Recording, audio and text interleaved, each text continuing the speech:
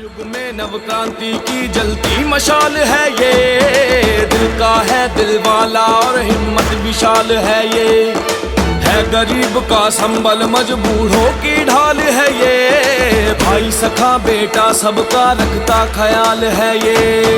विजयी होगा बिहार और जन जन की होगी विजय, एक स्वर में हर घर घर से ललकार उठी है ये।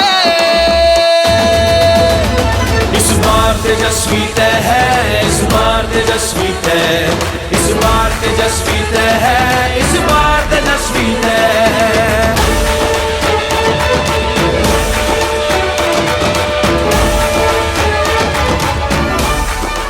बोले बिहार, बदले सरकार, महागठबंधन को वोट दें।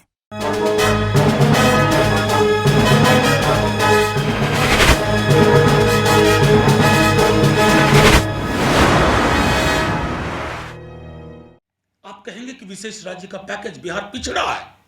आपके अमिताभ कांत जी ने कहा कि बिहार के पिछड़ेपन की वजह से देश पिछड़ा हुआ है, तो प्रधानमंत्री जी आज विशेष राज्य के पैकेज में ये कोताही क्यों, ये कंजूसी क्यों?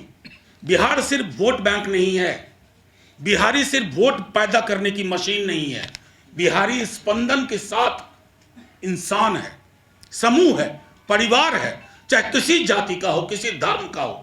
आपने हर उस बिहारी के एस्पिरेशन पर, उसकी आकांक्षाओं पर आज कुठाराघात किया, क्योंकि 10 लाख नौकरी का सवाल आपकी बातों से गायब था, संविदा कर्मियों का सवाल आपकी बातों से गायब था, समान काम का समान वेतन आपकी बातों से गायब था।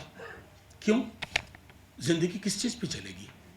थाली छोटी होती जाए और लोग फिर भी आपके ऑर्केस्ट्रा में शामिल होकर के तुरही बजाएं, वो नहीं बिहार को मंजूर है। बिहार को एक सकारात्मक सोच वाली सरकार चाहिए।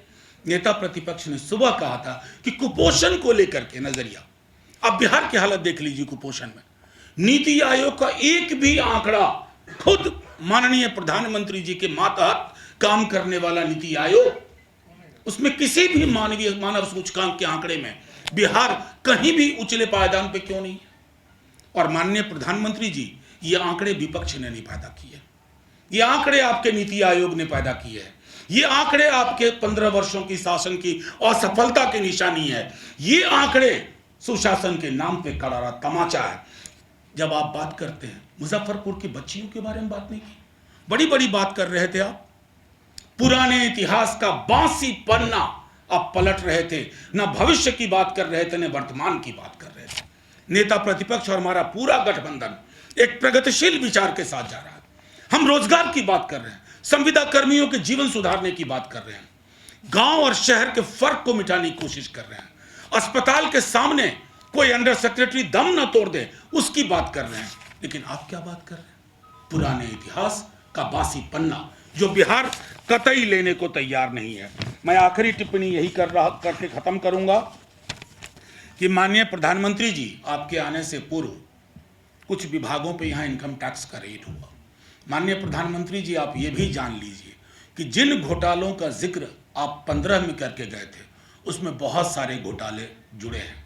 आपकी राजनीतिक मजबूरियां हो सकती हैं कि आज मंच पे वो साथ बैठे हैं, मैं कैसे सच बोल दूं, लेकिन आपकी नैतिक मजबूरी ये नहीं होनी चाहिए। आप देश के प्रधानमंत्री हैं। सीधी सी बात है कि ये 10 लाख नौकरी जो कि तेजस्वी यादव जी ने, नेता प्रतिपक्ष ने सॉलिड कहा, एकदम साफ साफ, उसके बाद इन्होंने इनकी वाक्य देखिए, इनके संकल्प पत्र में ये कहते हैं 4 लाख सरकारी नौकरी, उसमें भी कुछ निश्चितता नहीं, 15 लाख की सृजन की संभावनाएं तलाशी जाएंगी।